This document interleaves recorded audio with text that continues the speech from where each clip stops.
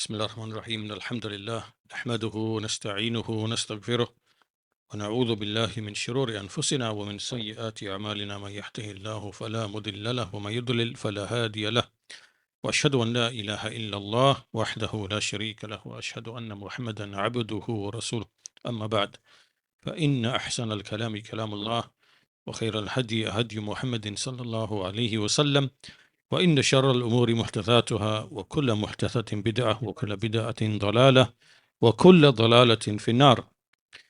So today's lesson number 23 in our series on the commentary upon Riyadh al-Salihin, and it is the sixth lesson on the chapter on patience, sabr.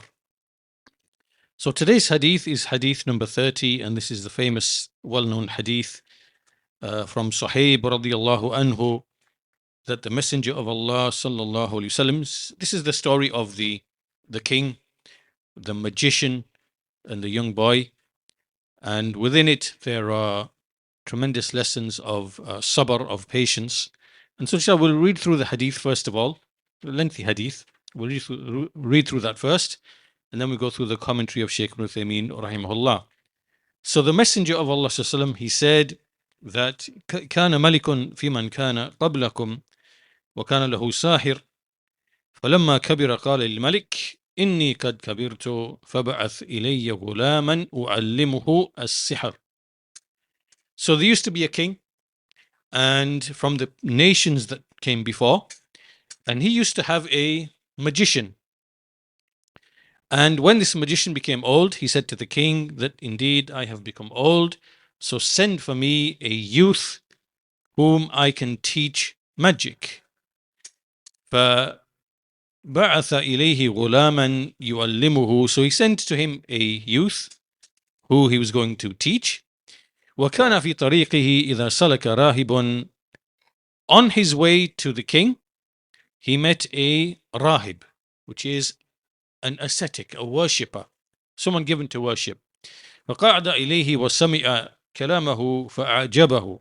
So when he sat with him and he began to listen to his speech, then his speech was it amazed him. He liked the speech.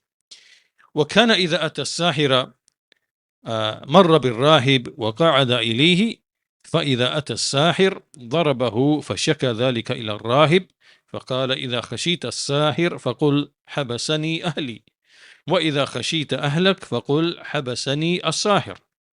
So he used to come to the magician, and he would pass on the way, he would see the ascetic, the worshipper, and he would sit with him. And when he went to the magician, delayed, the magician would strike him, beat him. So then he complained about this to the worshipper, the ascetic, to the monk, if you like. And he said to him, look, if you fear the magician from beating you, then tell him that you were delayed by your family. And if you fear your family when you come back late, then say to them that you were delayed by the magician.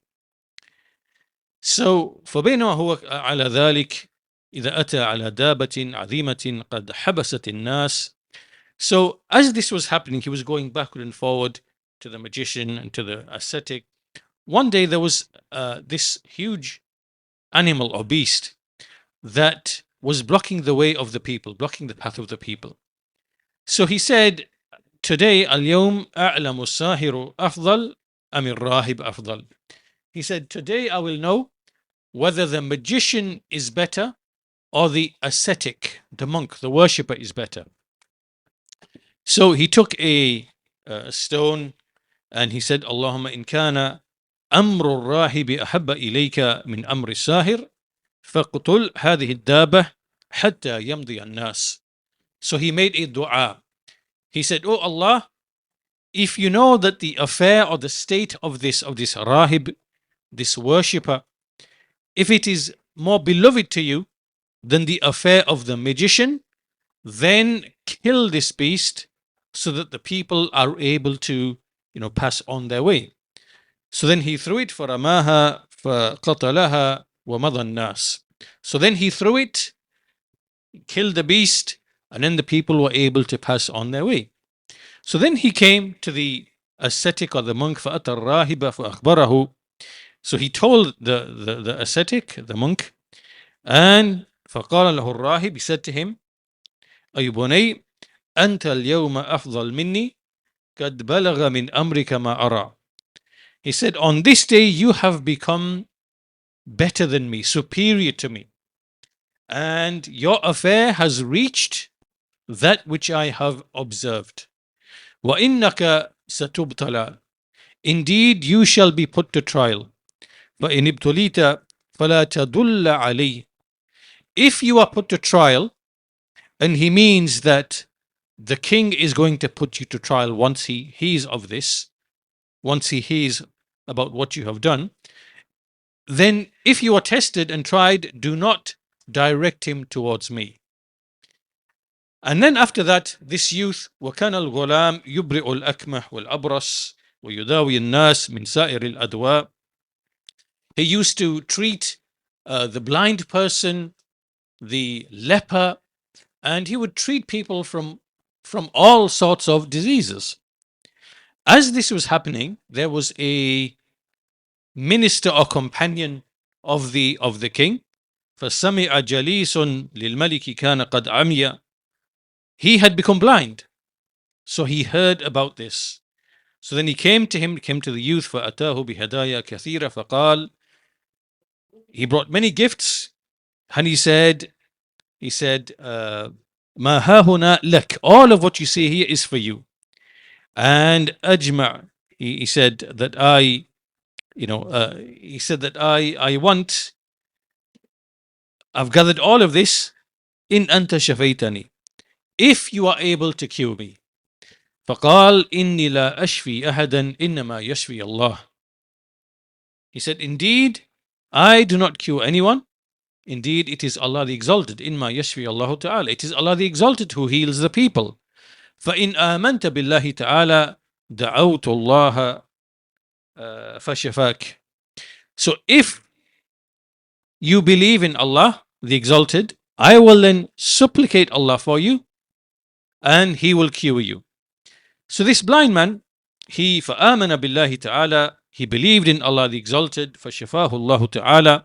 So then Allah cured him. فأتى الملك فجلس إليه. He came back to the king, and then he sat with the king, just as he would normally sit with the king. And he said to him, so the king said to him, فقال له الملك من رد عليك بصرك.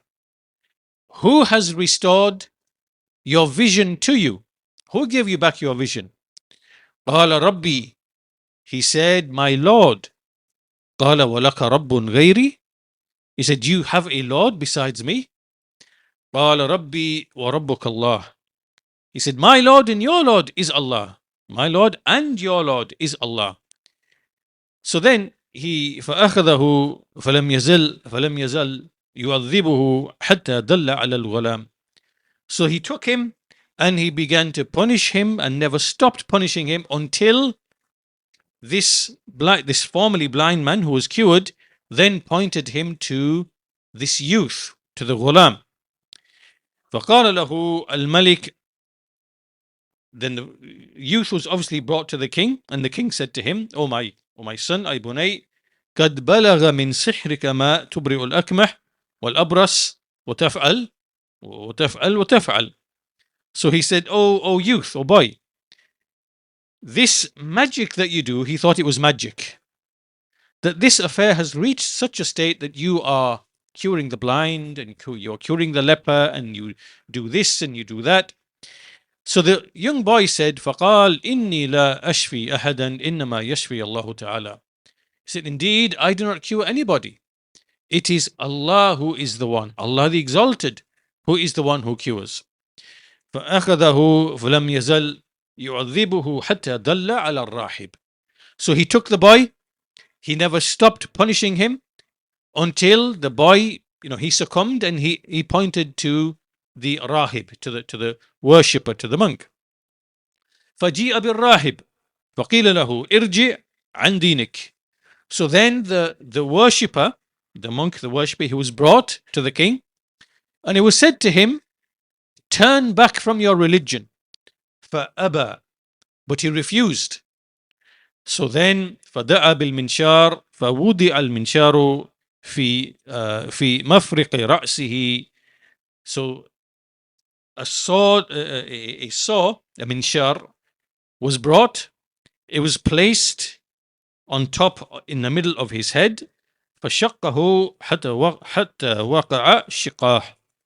And then he was sawn in half until his two halves, they fell apart. Then ثم جيء بجليس الملك فقيل له ارجع عن دينك. Then that companion of the king, he was then brought, and it was said to him likewise, return back from your religion. Turn back from your religion. So he refused. He also refused. فوضع المنشار في مفرق رأسه فشقه به حتى وقع شقاه. Likewise, the saw was placed on top of in the middle of his head. He was sawn until he fell into two pieces. ثم جيء بالغلام فقيل له ارجع عن دينك. Then the youth was brought, and it was said to him, turn back from your religion. And he refused as well. So then what the king did is فدفعه إلى نفر من أصحابه. So the king turned him over to a group of his people, and he said, go with him. اذهبوا به إلى جبل كذا وكذا فاسعدوا به الجبل فإذا بلغتم ذروته فإن رجع عن دينه وإلا فطره. So he said, take this youth to such and such mountain, go all the way to the top. When you reach the peak, then either he will turn back from his religion, otherwise you will throw him off. So they went. فَذَهَبُوا بِهِ فَصَعِدُوا بِهِ الْجَبَلِ. They went, they ascended the mountain. فَقَالَ, and then the youth, he made dua to Allah subhanahu wa ta'ala. He said, Allahumma kfinihim bima shi'it. He said, oh Allah, suffice me against them with whatever you wish. So فَرَجَفَ بِهِمُ الْجَبَلِ فَسَقَطُوا. Then the mountain, it shook and they fell. And then this boy, he made his way back. وَجَاءَ يَمْشِي إِلَى الْمَلِكِ فَقَالَ لَهُ الْمَلِكِ مَا فَعَلَ أَصْحَابُكَ فَقَالَ كَفَانِيَهُمُ اللَّهُ تَعَالَى. So he came back to the king, and the king said, what have you done with the companions that were with you? He said, Allah the Exalted, he sufficed me against them. So then he gave him to another group of people. فَدَفَعَهُ إِلَى نَفَرٍ مِنْ أَصْحَابِهِ فَقَالَ اذْهَبُوا بِهِ فَاحْمِلُوهُ فِي قُرْقُورٍ وَتَوَسَّطُوا بِهِ الْبَحْرِ فَإِنْ رَجَعَ عَنْ دِينِهِ وَإِلَّا فَاقْذِفُوهُ فَذَهَبُوا بِهِ. So he said, take him to the sea, and when you are in the middle in a boat, and when you are in the middle of the sea or the ocean, either he turns back from his religion or you will throw him into it. So they went. فقال, he said once again, he made dua to Allah subhanahu wa ta'ala. Allahumma kfinihim bima shi'it. Oh Allah, suffice me against them with whatever you will. So what happened is that the boat overturned with them and they all drowned. فغرقوا وجاء يمشي إلى الملك فقال له الملك ما فعل بأصحابك. So he came back to the king walking, and the king said, what has happened to your companions?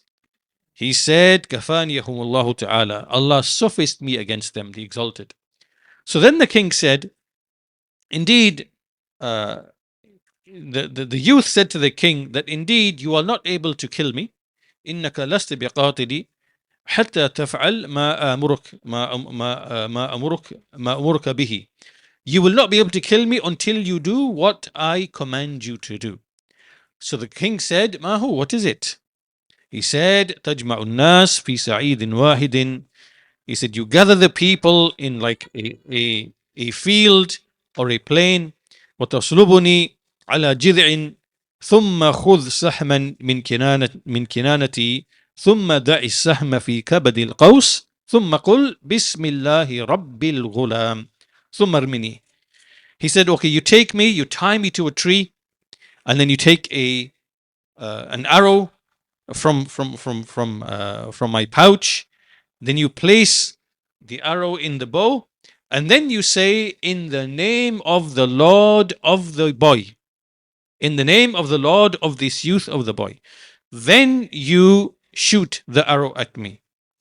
فإنك إذ فعلت ذلك قتلتني. If you do that, then you will kill me. So he went, he did that. فجمع الناس في صعيد واحد وصلبه على جذع. He brought him in this like open plain, and he tied him to the trunk of a tree, and then he took the arrow from his arrow pouch, and then he placed it in the bow, and then he said, Bismillahi, Bismillahi, Rabbul Ghalam. He said, in the name, Bismillahi, Rabbil Ghulam. He said, in the name of Allah, the Lord of the young boy. Then he fired the arrow. ثم رماه فوقع في صدغه. So then he fired it, and it hit him on the temple of the forehead. فوضع يده في صدغه فمات. So the boy went like this. He put his hand on the temple, and then he died, just like that. فقال الناس آمنا برب الغلام. So the people said, we believe in the Lord of the young boy. So then the Malik, فأتي الملك فقيل له, then people came to the king, and they said, أرأيت ما كنت تحذر قد والله نزل بك, that by Allah, that which you used to fear, it has now happened. Meaning all the people changing their religion and entering into Islam. And so these people said, قد آمن الناس, the people have believed.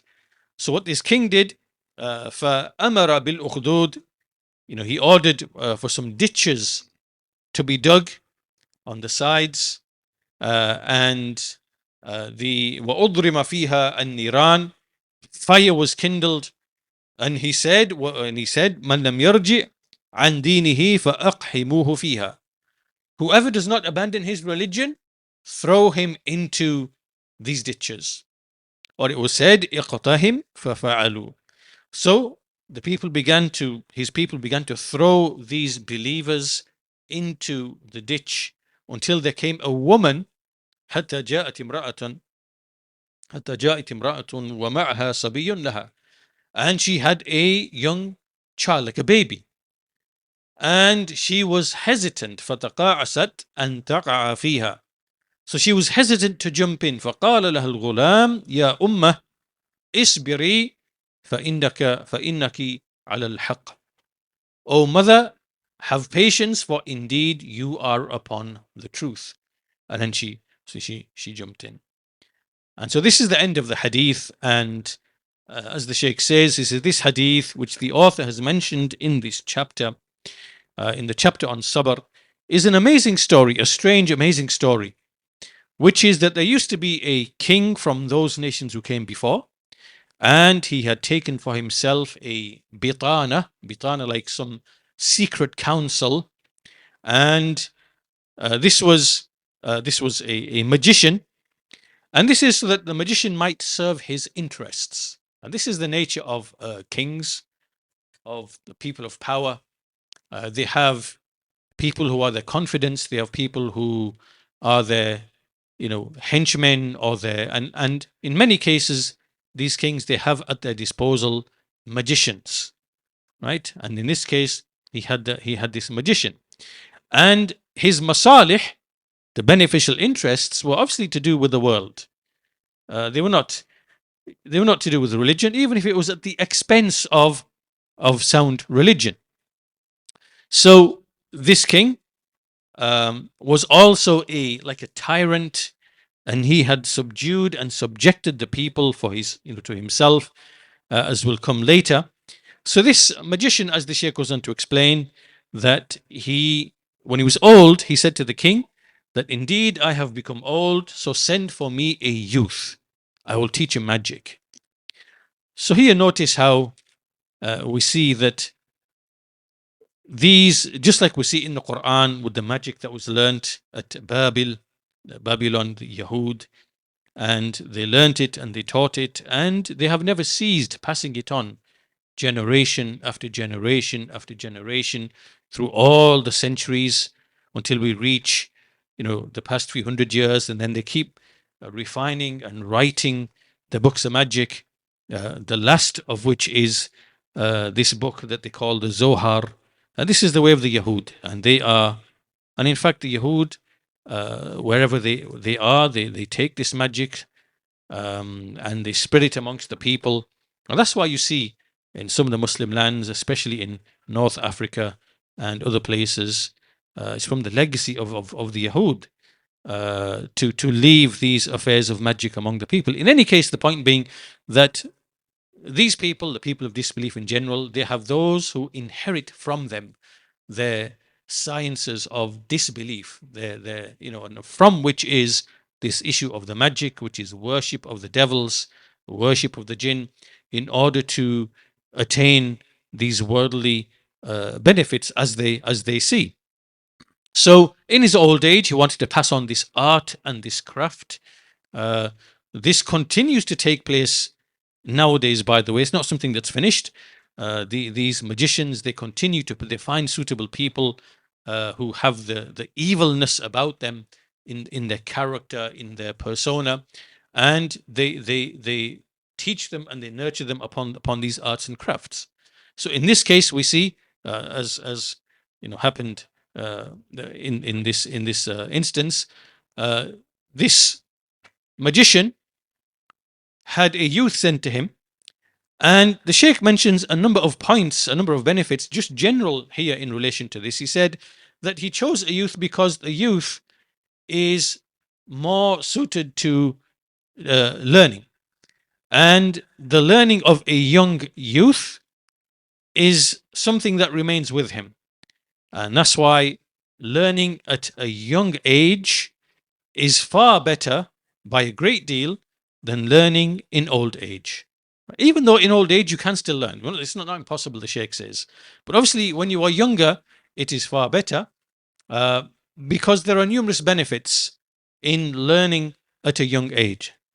First benefit is that a youth is more swift in memorizing than the older person. Why is this? This is because the Sheikh says, لأن الشاب فارغ البال ليست عنده مشاكل توجب انشغاله توجب انشغاله.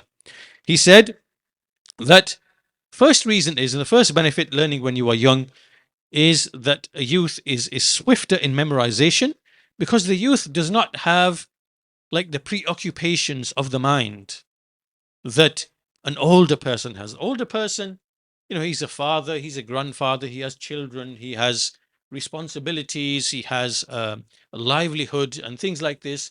Many issues preoccupy him, and they occupy his mind. And so because that mind is not clean and empty, therefore it's difficult to commit to memory, when there are these preoccupations which exist in the background in the mind of an elder person. That's the first reason, the first benefit. The second benefit, he says, أنما يحفظه الشاب يبقى وما يحفظه الكبير ينسى.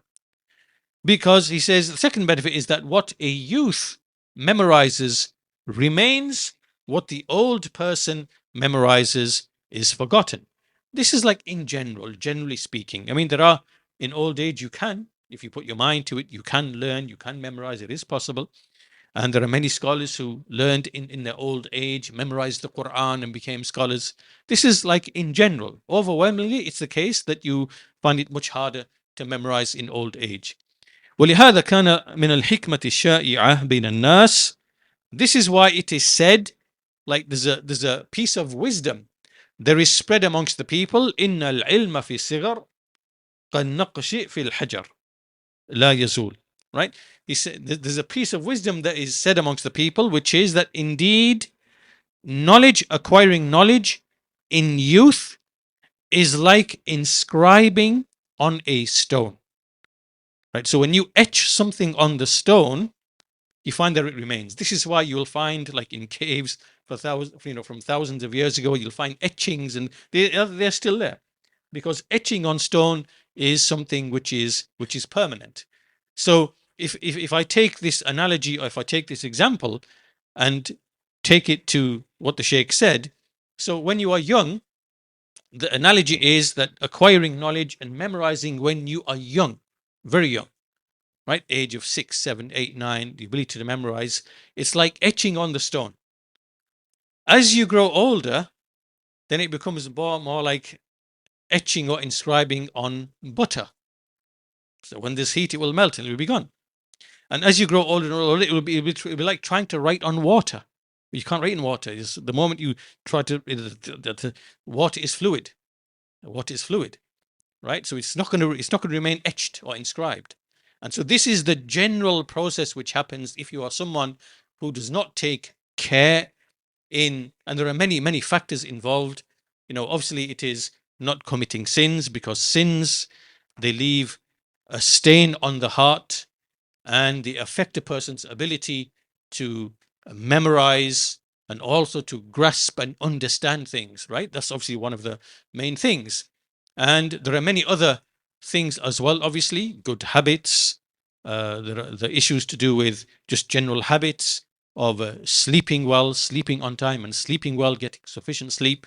Because what happens in your sleep is that your body, it consolidates the experiences of the day. So whatever things you've experienced in the day, things you've learned, things you've experienced, when you're sleeping, those things are consolidated. They are meaning they are um, sense is made of them, right? Your body, you make sense of them, and connections are made subconsciously while you sleep. So you need that to have that rest. You must have that rest. Likewise, good habits, as we said, and likewise also the way and the manner in which you acquire knowledge, the way in which you acquire the knowledge and memorize the knowledge. You begin with simple, basic things, the basic foundations. You memorize them, and then on top of that foundation, just like you do with a house, for example, what you do first, you lay the foundations. Obvious. You lay the foundations, stable, solid foundations. Once the stable, solid foundations are there, then you start building the walls, and then all the fine details go in place. In the same way, it is with knowledge as well. And so everything now has context, right? There's an actual context to everything. Whereas if you learn haphazardly and things out of place, then they don't have a context and a sequence within which everything makes sense, right? And so it becomes scrambled. Like then it becomes harder to remember, to memorize. Also, and this is one of the modern things, which is the great danger to learning and memorization, is this whole social media and being bombarded with thousands upon pieces of information, all of which are disjointed, disconnected. And so what's happening is that you are just scrambling your mind and um, making your attention divided to so many different things, and it just becomes your understanding becomes very shallow, and your ability to remember becomes very severely compromised. And so this is one of the great modern dangers of our time. I advise you not to spend too much time. It's a double-edged sword. On the one hand, there is tremendous utility. On the other hand, it comes at a huge cost. So it's very deceptive. And as you know, even if you just simply think about it, how is it possible? And I've mentioned this frequently and often, is that why is it that the scholars of the past, were able to memorize a great deal? It's because of absence of preoccupation. There's nothing else preoccupying your mind and your time. You just have pure dedication to whatever it might be, the Quran, the Sunnah, to just thinking and reflecting and cogitating, letting the mind work on the basis of what has been preserved and memorized. This is what the scholars of the past used to do. And so this analogy, like if you if you don't take these few steps, then your mind will become like what we've just said. It will be like a block of butter or a pail of water. You try to write something on it, it might last for maybe, as soon as it's warm, it just melts and it's all gone. And so you have to make your mind like a rock, like a young child, and that is, there's many different ways. From them also is good nutrition. If you go to Ibn Rajab's commentary, Jami al-Ulum al-Hikam, on the 40 hadith of An-Nawawi rahimahullah, he does add 10 of his own hadith at the end. And from those 10 additional hadith is the hadith of the Messenger of Allah, in which he said that indeed the worst container that the son of Adam can fill is the belly, is the stomach. So if you go back to Ibn Rajab al-Hanbali's commentary on that hadith, you will find that he brings many, many, many narrations from the Salaf, from the Sahaba, all of which mention that going hungry or having little food is extremely beneficial for the mind, for sharpness, for intellect, right? And again, this comes back to the same thing, just like we said before, that a person who's older, he has many preoccupations in life which concern him in his mind, right? His responsibilities, he's a father, he's a grandfather, livelihood, dealing with life's difficulties, challenges, his mind's preoccupied. In the same way with nutrition, depending on what you eat and how much you eat, or whenever you eat, there's always an after effect of what you eat. Just like in the same way, if you take different things and you burn them, you burn paper, you get a certain type of ash. You burn wood, you get a certain type of ash that's left behind. You burn plastic, extremely toxic. So what's left behind and what is produced in the process, extremely toxic, right? This is poisonous. You burn coal, you get it. So in the same way, when you eat and it becomes digested, it's the same analogy, same thing. Your body is basically burning, like burning the food. Metabolism and absorption, it's the same thing, right? So what you eat and how much you eat, there's always like a residue left over, right? That residue remains in your body and affects, like, again, it has an effect on your, like, your fitness. Does it make you lazy? Does it make you tired? Does it, make your mind a bit compromised so you find it hard to concentrate? These are real and true effects which happen over, with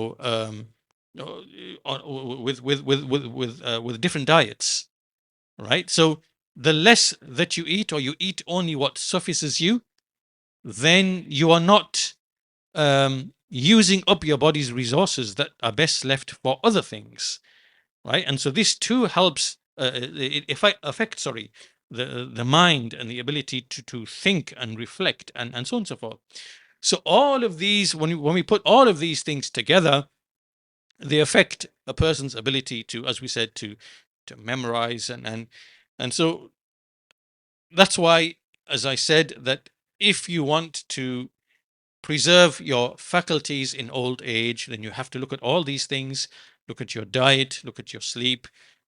Don't distract your mind and have multiple preoccupations, like micro, um, uh, thousands of different pieces of information that your mind is scattered.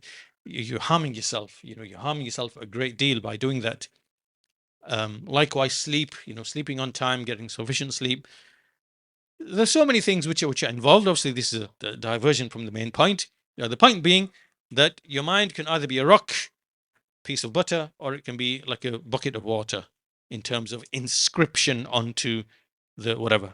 Right? So you've got to take steps to make sure it remains like a rock and doesn't become like a pail of water. And people perceive and notice this as you go through the 20s, 30s, 40s, 50s. When you start hitting 40s, 50s, people start realizing, I can't remember things anymore. I can't, it's a true and real effect. Whereas what we know from what we find narrations from the scholars and from the, that as a person grows older, his mind and intellect should become sharper.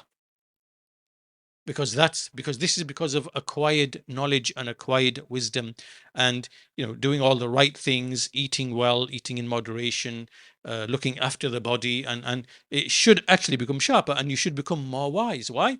Because more wisdom is because you've acquired more knowledge, more experience. That's how it should be. This is what the normal thing should be, right? You become sharper and you become stronger, not the other way around. So um so that was the second benefit. Right? That indeed knowledge in youth is like inscribing on a rock.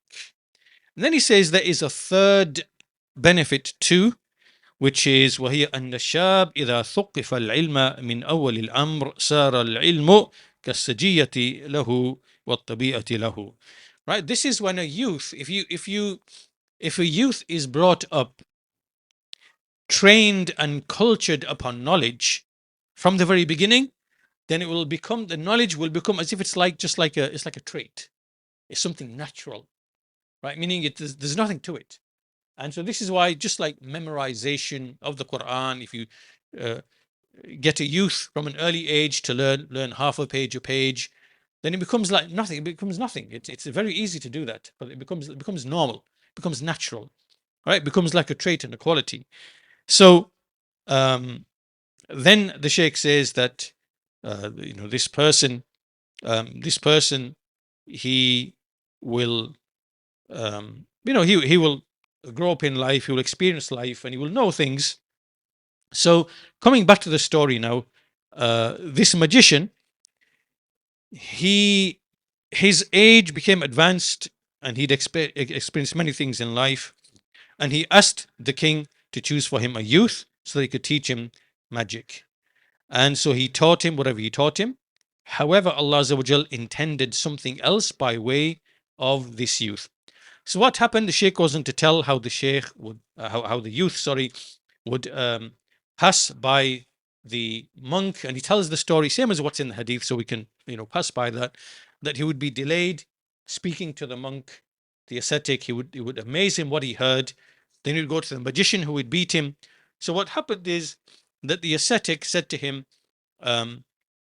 if you go to the magician, tell him your family held you back.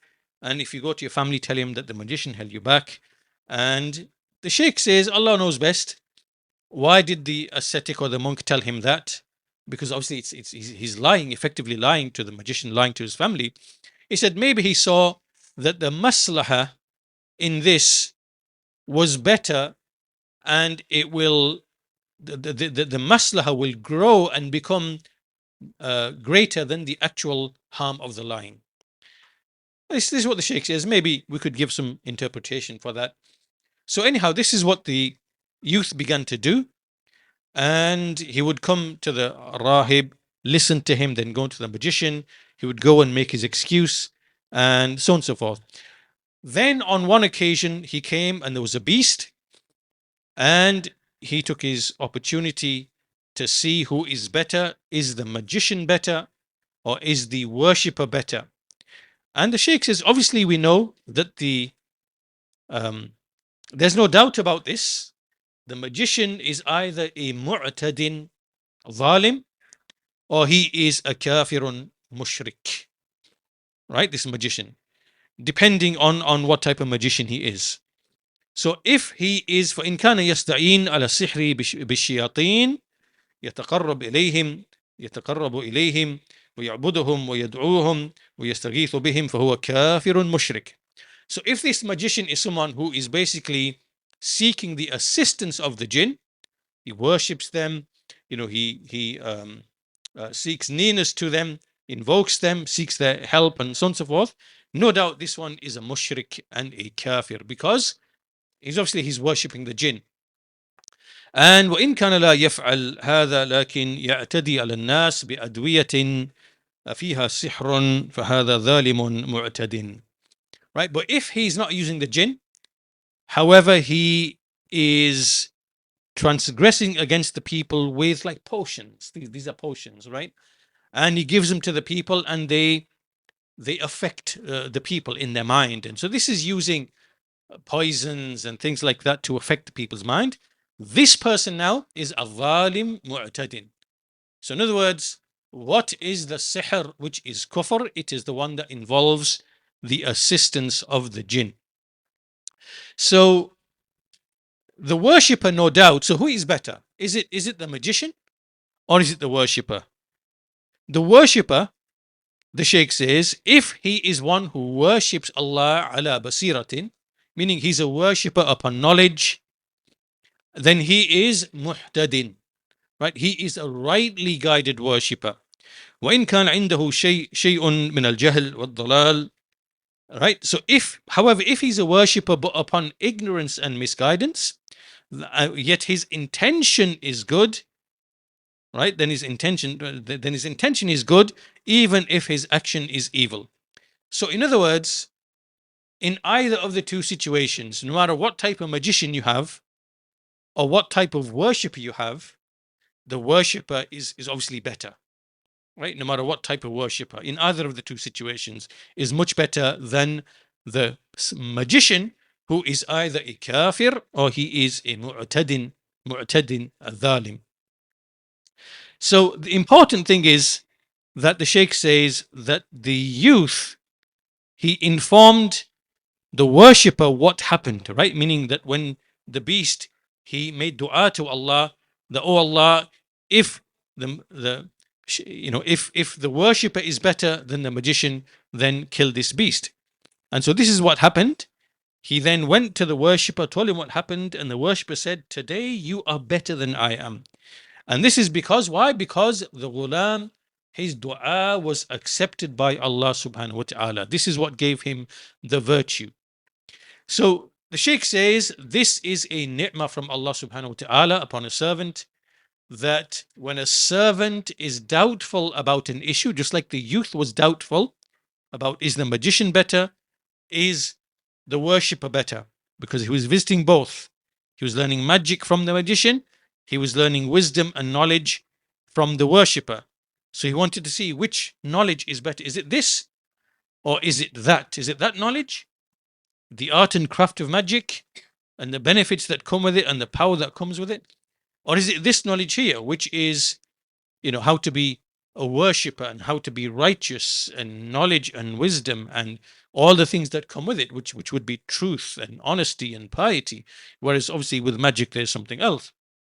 So the Sheikh says this is from the ni'mah of Allah subhanahu wa ta'ala upon a servant, that when he's doubtful and he makes dua to Allah, that Allah explains to him what the truth is, which is what happened to the youth. And so here the Sheikh mentions, in our Sharia, there is al-istikhara. Allah has given such a thing to us, which is when a person is thinking of an affair and it's not clear to him, should he do it, should he not do it, is it better for him, not better for him, should he withhold? Then Allah Azza wa Jal has given to this nation, to this ummah, something which is the istikhara, that a person with truthfulness, with iman, he turns to Allah subhanahu wa ta'ala and he makes that dua, the dua of istikhara. And what will happen, Allah Azza wa Jal, فإن الله تعالى يعطيه ما يستدل به على الخير في الإقدام أو الإحجام. Allah will then show him something or direct him in a certain way to either proceed or to withhold, right? It could be, for example, that Allah simply opens his chest to the issue and makes him content with going ahead with it. It could be from that direction. It could be that he sees something in a dream, that he sees in his dream. Or it could be that he then consults with other people, and from that consultation, seeking other people's advice, he sees clearly that for me to advance or to withhold is the best thing to do. So in all these different ways, he's received a type of guidance, right? Which is Allah's response to him in any one of these ways, or it could be more than one of these ways. And so therefore he receives guidance. So this is istikhara. So anyhow, the Shaykh goes on to say, from the karamat of this youth is that by way of dua, his dua, that he would cure the blind and the leper, and likewise the ill people. This is different, the Shaykh says, rahimahullah, than, for example, what we see with Isa alayhi salam. Because Isa alayhi salam, the way he would cure the people would be, he would touch that person who is sick, and that person would become cured. Whereas here, the karama given to the ghulam is that his dua would be answered. So whoever he made dua for, oh Allah, so remember, he's not doing the thing, the curing, the healing, like meaning in terms of the means, the asbab. He's making dua. The dua is the sabab, and Allah is answering his dua. So Allah is curing through that sabab of the dua. So the Sheikh says, and this shows that dua, it shows us many things. It shows us that dua, that Allah is the healer, obviously, first of all. And secondly, that dua is the greatest, from the greatest of means. If Allah answers your dua, then Allah can cure by way of the dua. So now, the ascetic, the monk, he said to this youth that you will be put to trial. You will be put to trial. And that, there will be a mihna, there will be ikhtibar. And he told him that if you are put to trial, do not direct the king towards me. So this ghulam, Allah knows best. The Shaykh says that he was someone whose dua was answered. Whenever he called upon Allah, it would be accepted from him. And then there was this companion of the king who was blind, could not see. He came with many gifts to the youth. And when he heard what he said to him, In anta shafaytani, if you heal me. But the youth said to him, Innama yashfik Allah. Indeed, it is Allah that will cure you. So here this Sheikh makes a point. Look at the iman of this youth, in that he was not deceived by himself and his own abilities, and by even the means that he was given. He said, he never claimed that he is the one who cures the disease. He said, Bal qal innama yashfik Allahu azza wa jal. Indeed, it is Allah azza wa jal who cures you. And this resembles, the Shaykh says, he gives us two nice examples. Says this resembles from some angles what happened to Shaykh al-Islam Ibn Taymiyyah rahimahullah. And there was a person brought to him who was possessed. He was possessed by a jinn, and Shaykh al-Islam would recite over him, but the jinn would not leave. So then he began to strike and beat this person severely, very, very heavily, until the hand of Shaykh al-Islam became, swollen just from beating so hard. So then the jinni spoke. فتكلم الجني الذي في الرجل وقال له أخرج كرامة للشيخ. So the jinni, he said أخرج كرامة للشيخ. أخرج. The jinni said, I will leave كرامة للشيخ, meaning out of respect and honor for the Shaykh. And فقال له الشيخ, so Ibn Taymiyyah said to him رحمه الله, لا تخرج كرامة لي ولكن اخرج طاعة لله ولرسوله. He said, do not leave out of respect for me, but leave out of obedience to Allah and His Messenger. So in other words, he didn't want like the virtue and the excellence to be ascribed to himself, but rather to Allah. The fadl belongs to Allah Azza wa Jal. And from the beginning to the end.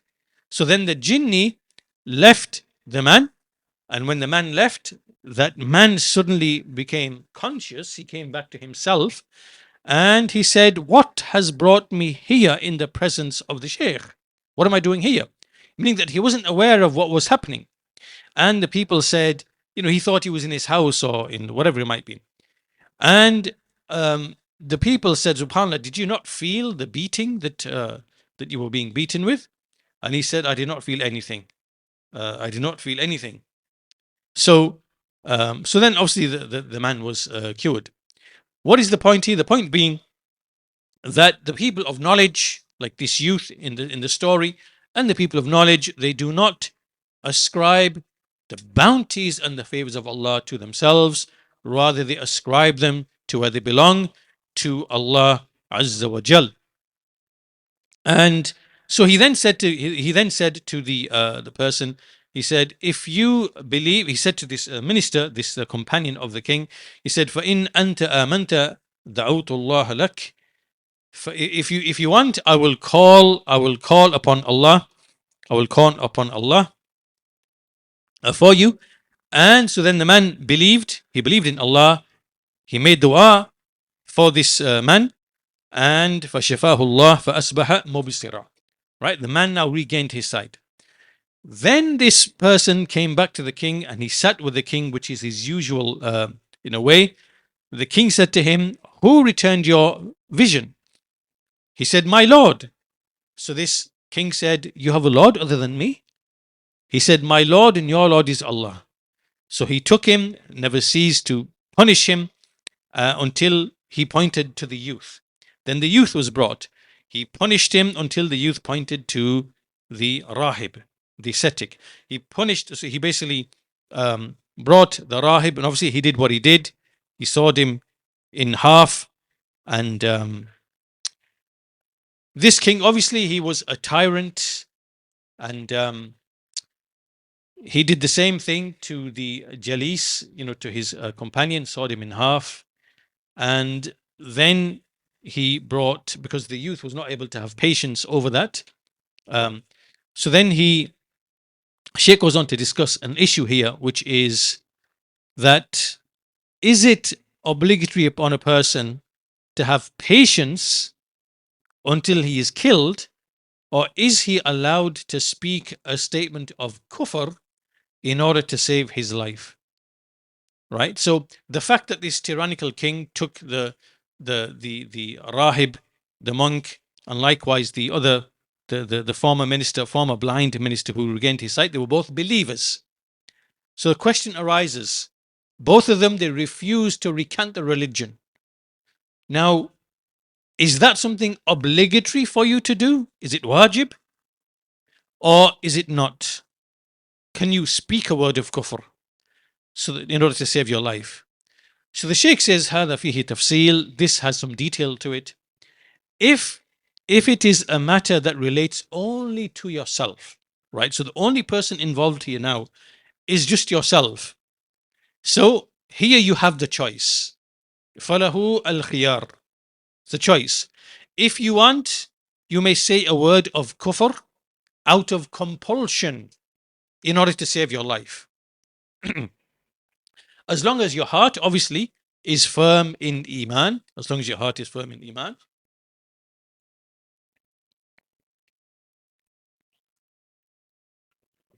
And if you wish, then you may have patience, even if you are going to be killed. Now, this is if the affair returns back just to yourself.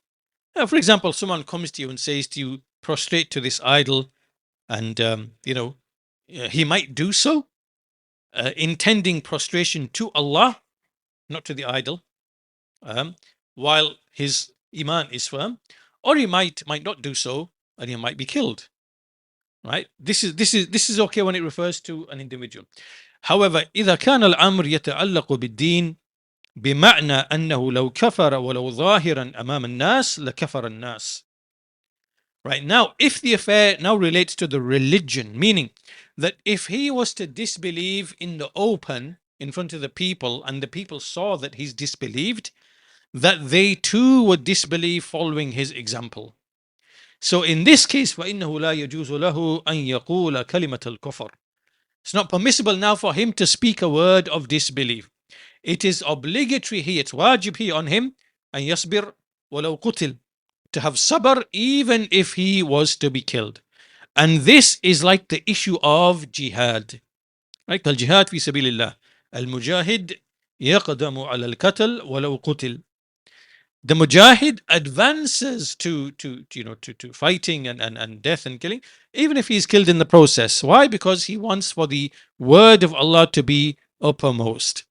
So when a person is in front of the people and he's forced to say a word of kufr, they are forcing him to do so, then it is not allowed it is obligatory upon him to have sabr, and that he do not speak the word of kufr, especially in the time of fitna, especially in a time of fitna like it was for those people, especially in that time. And he should have patience even if he's going to be killed. Another example, another illustration from history to show the same point is the Sheikh goes on to give the example. ومثل ذلك ما وقع للإمام أحمد بن حنبل رحمه الله تعالى حين امتحن المهنة العظيمة المشهورة. The example of this is what happened to Imam Ahmad bin Hanbal rahimahullah when he was put to trial in that mighty great trial. Right? He was ordered to say, "Inna al-Quran makhluq." Indeed, the Quran is created. He was ordered to say that by way of the rulers. This is because those rulers were led to believe that to ascribe speech to Allah, to give Allah this attribute of speech, and speech is something which to them, to these people, to the Jahmiyyah and the Mu'tazila, who affected the rulers, they considered it to be idolatry, because they were affected by Greek philosophy, and within Greek philosophy, if you ascribe any additional attributes to Allah and His existence, it means that you are now, believing in multiple eternal entities, right? So His speech is an entity, and Allah is an entity. Allah is eternal, and the speech is also eternal. Therefore, now there's two eternal things. This now is idolatry, right? So therefore, the Quran cannot really be Allah's speech. It must be something else. It must be either something that Allah creates as speech in other people, or it is just simply, as some of the later Jahmiyyah came and said afterwards, it's just a meaning in Allah's self. It's not actual speech, right? So this is idolatry. So the rulers became convinced by way of the Mu'tazila, and likewise by way of the by way of the books that were translated from Greek philosophy.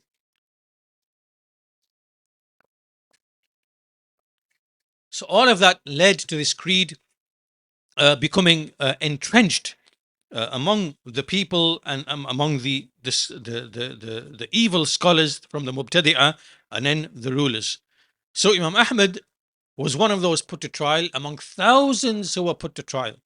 Many were put to death, many were imprisoned, many were beaten. Some of them, they were imams, they were scholars. They succumbed, and in order to save their lives, they said what they said. However, Imam Ahmad, rahimahullah, he refused, and he was harmed a great deal in the path of Allah. He was beaten, he was disciplined, his hands were tied, he was even made to ride on a donkey and paraded through the streets. Right? This is an Imam of the Sunnah, and he's made to ride on a mule or a donkey in the streets, like in humiliation, and through the markets, and he was beaten, with whips, until he would even fall unconscious. However, every time he came around again, he said, Al-Quran kalamu Rabbi ghayru makhluq. The Quran is the speech of my Lord, it is not created. And it's also mentioned, in fact, in one of the stories or narrations, that as he was being taken, there was someone from the crowd or the group, a man who said something along the lines, Fear Allah ya Ahmad. Today, something along the lines, the meaning of which is that Islam rests on you, that if you say what they want you to say, it will be the end, and disbelief will conquer. And if you say, and if you stick your ground, and you be firm, and you fear Allah, and you speak the truth, and then it will be a victory for. So he is given some words of support which he heard, and that speech that he heard from someone, just like a bystander, giving him encouragement and admonishing him, that is what led him to contribute to him being firm. So as you can see here, he did not allow himself to say a word of disbelief in order to protect his own life, right? Despite being compelled. Why? Because the people were watching, and all the people were watching, and this news would spread everywhere that Imam Ahmed said that the Quran is, right? And then everybody would have said the same thing. The Sheikh says, لأن الناس ينتظرون ماذا يقول الإمام أحمد فلو قال القرآن مخلوق لصار كل الناس يقولون القرآن مخلوق وفسد الدين. If Imam Ahmed had said the Quran is created, everybody would have said the Quran is created, and then the religion would have become corrupted. However, the Shaykh says, وَلَكِنْ رَضِيَ اللَّهُ أَنْهُ جَعْلَ نَفْسَهُ فِدَاءً لِلدِّينِ. He made himself like a sacrifice, a ransom for the religion, and he showed patience, and he expected his reward from Allah. What was the outcome? What was the aqibah? The aqibah was for him, meaning the outcome, the best outcome was for him, and all praise is due to Allah. So what happened eventually is that Khalifa died, and then the second Khalifa who was there at the time, he died as well. And then after him, Allah brought another Khalifa who was righteous, and he honored Imam Ahmad, and eventually, this Khalifa changed his view. When Imam Ahmad died, that Khalifa spoke with the truth, and then the people began to speak with that truth as well, right? And so the Jahmiyyah and the Mu'tazila, the enemies of Allah, they were defeated, and the enemies of Allah were deserted and abandoned. They are the ones who used to incite incite the rulers against Imam Ahmad. So this is evidence to show that the aqibah, the end result, the outcome is always for the sabirin, those who are patient, those who are truthful, and with Allah is success. So then when the king, when he had the worshipper, when he had him killed, and when he had likewise the minister of the king killed as well, he brought the youth, and the youth, he asked him to turn back from his religion, and he said no, because the deen of the king was shirk. He was upon shirk, and he made the people to worship him. He made them believe that he is their Lord, and so on. So they refused to recant from their religion, which is Islam and Tawheed. And this king would call the people to worship him and to adore him and worship him. So the boy refused to turn back from his religion. So the king went, and then the Sheikh goes on to mention the story how he basically sent the first group of people with him to the mountain. And when he went to the mountain to throw the boy off, what did he say? He made dua to Allah, Allahumma kfinihim bima shi't. He made this dua, oh Allah, surface me against them with whatever you wish, with whatever you will. So he left it to Allah. He did not specify any way or method how Allah should surface him against them. He left it to Allah, bima shi't. And so Allah shook the mountain with them, and they fell off and they perished, and the boy came back. And then the second example, when they took him to the ocean or to the sea, and he said again, Allahumma kfinihim bima shi't. Allah, surface me against them with what you will. And the same thing happened. They were destroyed, and he came back to the king. So this time he told the king that if you want to kill me, this is how you do it. So the king did what he did, as occurs in the story, took him, tied him to a trunk, took an arrow from the quiver and shot him, hit him on the forehead, and he said it in the name of the Lord of the young boy. So when the people saw that, they all believed in the Lord of the young boy. They became Muslim, and then the king did what he did. He dug the ditches and he burnt them alive. This is the end of the Sheikh's commentary on the story. It brings some benefits towards the end. And so from the benefits that the Sheikh mentions, first of all, he said the strong iman of this youth, the strength of iman of this youth, and that this youth did not turn back from his iman, he did not change. And again, this is as a youth. Secondly, within it is a sign from the signs of Allah subhanahu wa ta'ala, an ayah, in that Allah Azza wa Jal would accept his dua. So when he said, oh Allah, surface me against them with whatever you will, Allah shook the mountain, and likewise those who tried to drown him. And so these are from the ayat of Allah. They show that dua is from the most powerful of means when a person is in difficulty, when a person is in hardship. This is why Allah Azza wa Jal, the point number three, Allah Azza wa Jal, yujibu da'wat al-muttar idha da'ah. Allah responds to the call of the one who is in affliction. And when a person calls his Lord, he is in a calamity and affliction, and he is compelled, this is al-darura, then, and he does so certain of Allah's response, then Allah will respond to him. In fact, this is even so with a disbeliever. حتى الكفار إذا دعوا الله في حال الضرورة أجابهم الله. Even the people of disbelief, you find it amongst the people of disbelief, that when they are in a severe hardship and calamity, and they empty their hearts out, and they call upon, to them, like a God, creator, whatever, and they forget everything else, and they think only of this. Now is like, they believe in like rububiyah. They empty their hearts, and Allah responds to them. أجابهم الله مع أنه يعلم أنهم سيرجعون إلى الكفر.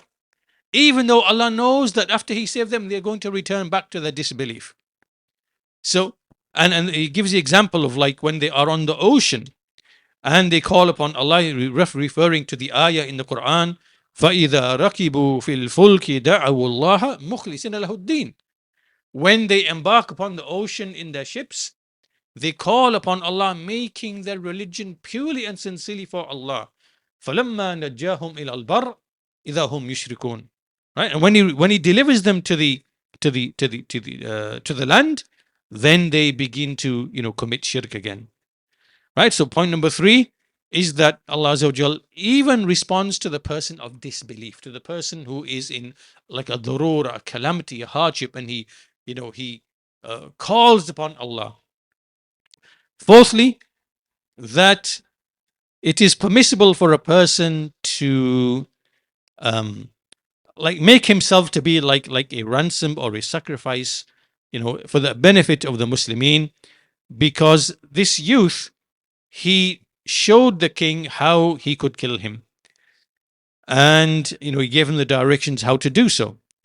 And Shaykh al-Islam, he quotes Shaykh al-Islam Ibn Taymiyyah rahimahullah, he said, لأن هذا جهاد في سبيل الله آمنت أمة وهو لم يفتقد شيئا لأنه مات وسيموت إن آجلا أو عاجلا.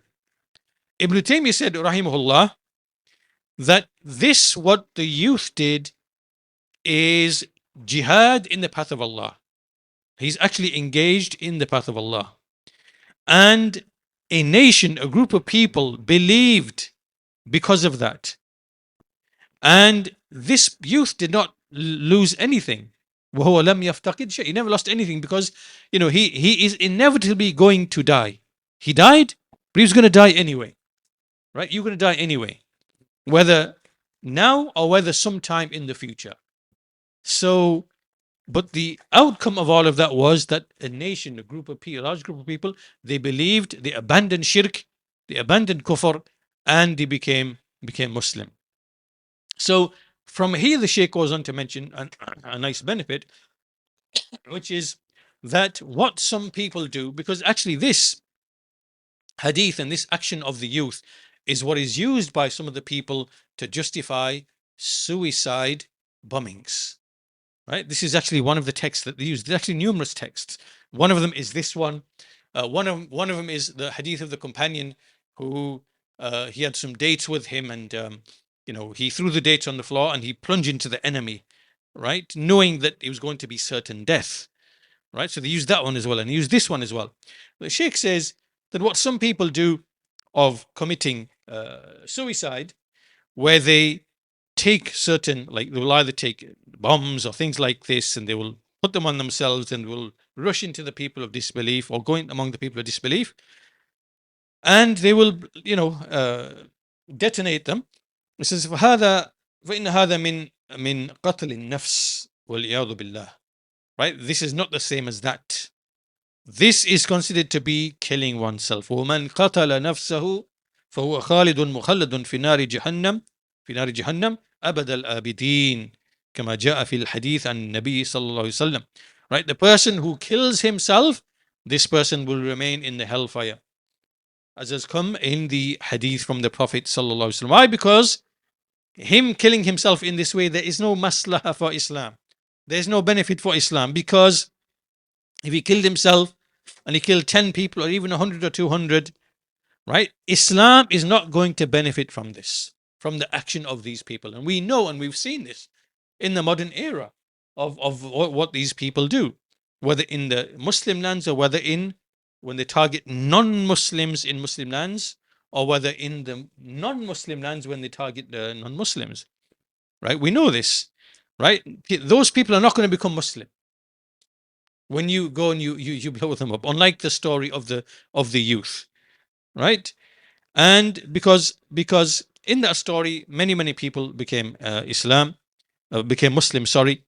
And as for here now, when you kill people, non-Muslims, this does not necessitate they're going to become Muslim. And maybe the enemy will become even more severe, and they will try to, seek the vengeance until they basically kill and take many more Muslims, in the most severe way. The Sheikh goes on to say, كما يوجد من صنع اليهود مع أهل فلسطين. He says, this is something that we find, that this is something that the Yahud do with the people of Palestine. This is so apt to what's been happening over the past couple of years. You go and you kill 10, 20, 30, 40, 50, 70, of the Yahud. What have they done? They've just razed Gaza to the ground with 2.5 million people. We don't know how many tens or even hundreds of thousands have actually been killed, and the rest are starving, living in poverty. Where was the benefit in that? Where is the benefit in that? Right? فإن أهل فلسطين إذا مات الواحد منهم بهذه المفجرات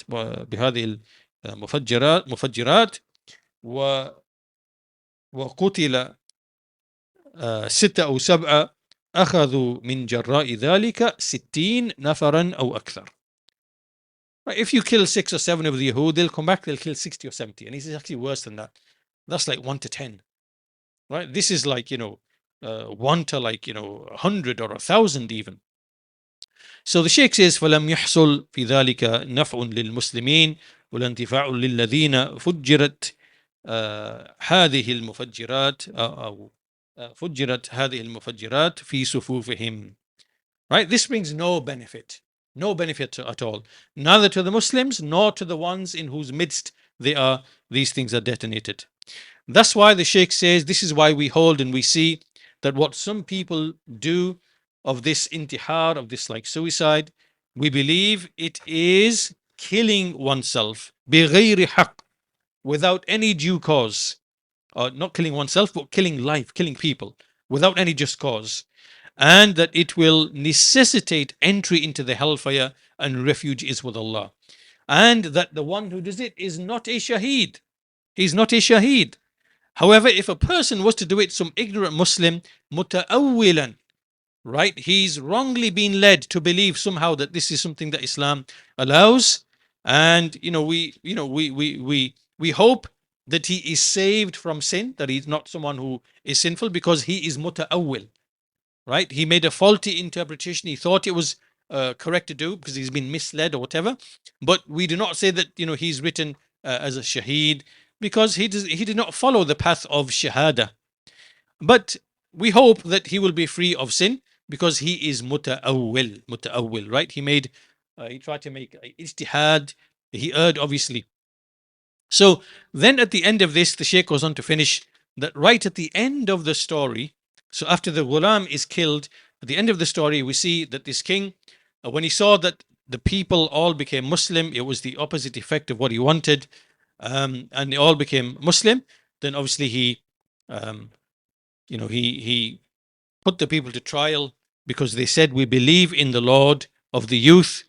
So the people of hatred and envy, they came to the king and said, look what's happened. They've all become, like Muslim, and they've left the religion. So they incited him, and this led to the king to doing what he did. So on the side of roads, as you see, there are huge ditches often. The Sheikh goes on to say, very huge ditches. So these ditches were dug similar to that size, like deep. And anyone who did not turn back from his religion, he was ordered to be thrown in. And so right at the end, um, in the story, we see the woman whose baby spoke, and when it saw the fire and it saw the mother hesitant, then it said what it said. Right? وهو الصغير لا يتكلم لكن أنطقه الله الذي أنطق كل شيء. So even though this was a small baby, it not able to speak, Allah made it to speak. Allah gave it the ability to speak. And this is a karama. This is like a, like a karama, like a miracle. And for this mother, that Allah made its baby to speak in order for her iman to be strengthened, and for her to die upon iman. And so the Shaykh goes on to say that um, he mentions the ayah in the Quran, وَيُنَجِّي اللَّهُ الَّذِينَ اتَّقَوْا بِمَفَازَتِهِمْ لَا يَمَسَّهُمُ السُّوءُ وَلَا هُمْ يَحْزَنُونَ. Right? That Allah saved those who have taqwa, who fear, by way of their success, and no evil shall touch them, وَلَا هُمْ يَحْزَنُونَ, nor will they grieve. He mentions in light of this the example of Maryam alayhi salam, Maryam bint Imran. And she went away from her people. She went to a place, and she was pregnant with a child, with Isa, which Allah had created by way of a word from Himself, which is kun fakan. And so in Surah Maryam, Allah Azza wa Jalla mentions the story of how she went away from her people, and while she was away, فأجاءها المخاض فأجاءها المخاض فأجاءها المخاض إلى جذع النخلة.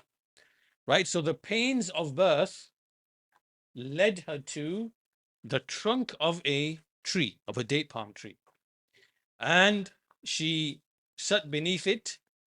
And the tree, beneath the tree was also a river, and so she was commanded, وَحُزِّي إِلَيْكِ بِجِذْءِ النَّخْلَةِ تُسَاقِطْ عَلَيْكِ رُطَبًا جَنِيًّا, that pull or hold the tree or pull it from the trunk, and there will be fresh dates that will fall upon you.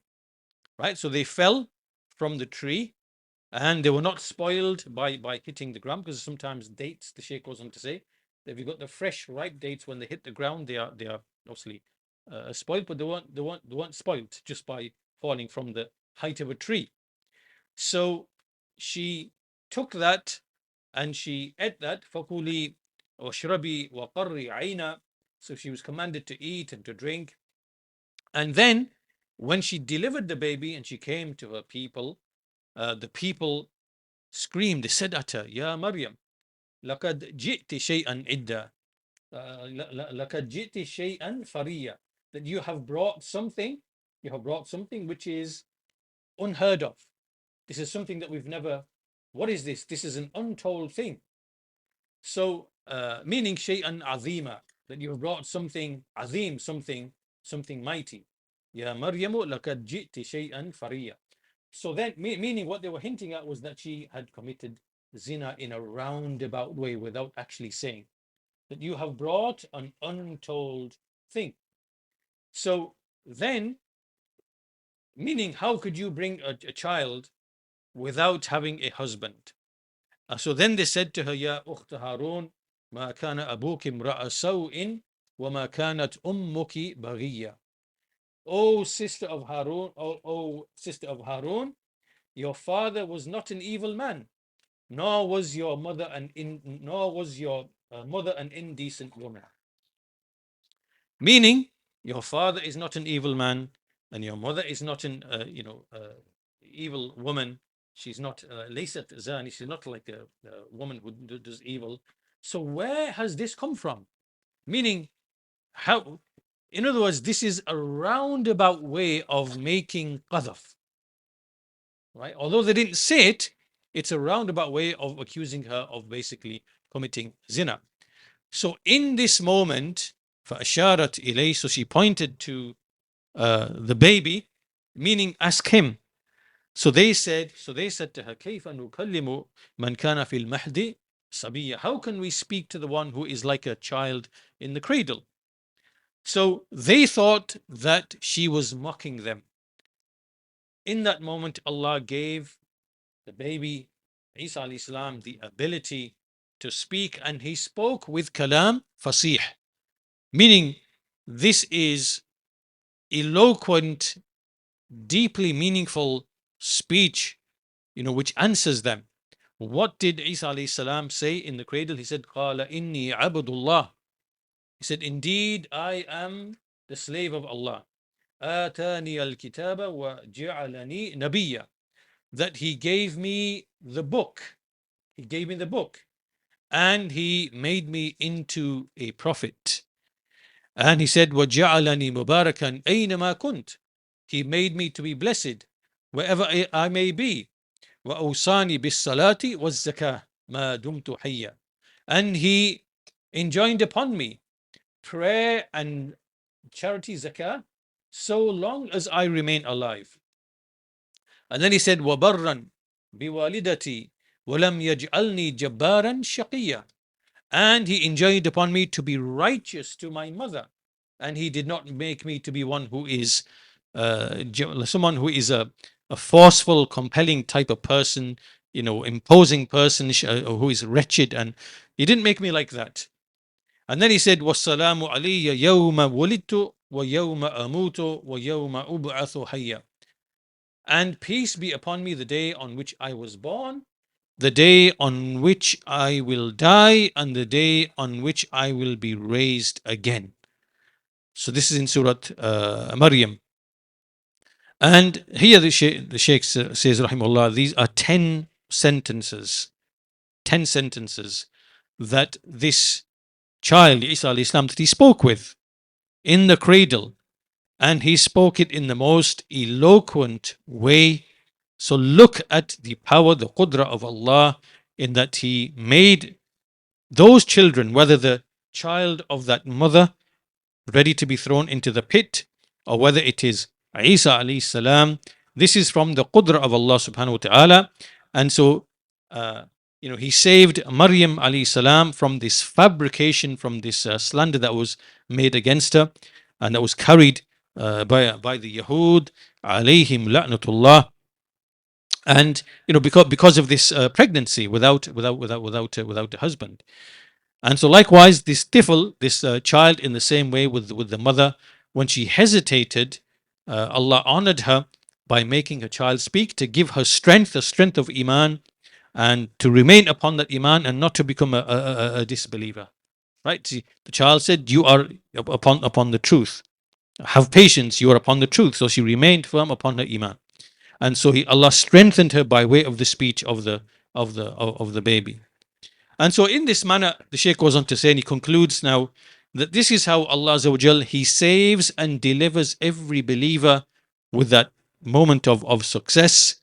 And in a place, in a moment, in a situation where he's about to be destroyed.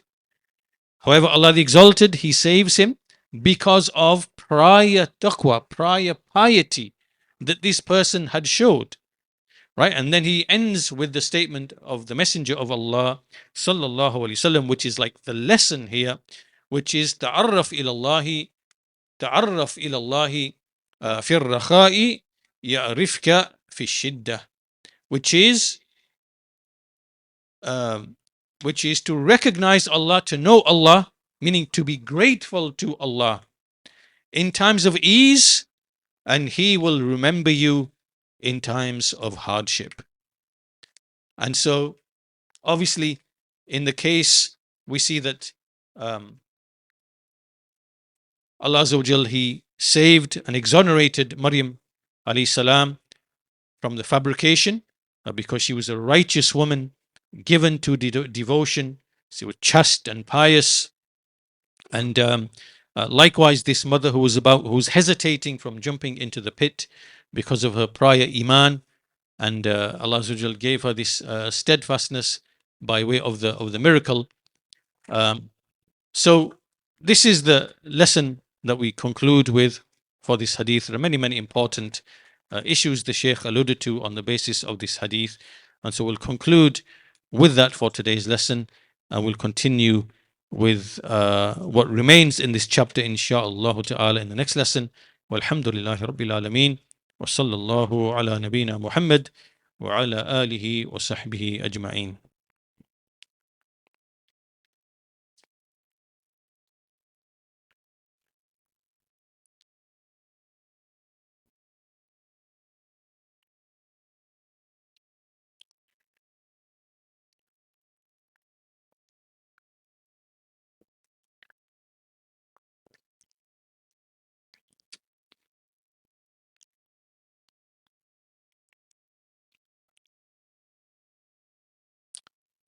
It's not related to the topic, but the question: how do you advise someone who is wanting to marry a sister but doesn't have a job, refuses to look for a job, has no income other than benefits, the credit that the government gives, lives with parents, and not open to moving out? Obviously, in order to marry, you have to have the means, right? So one of the man istata'a minkum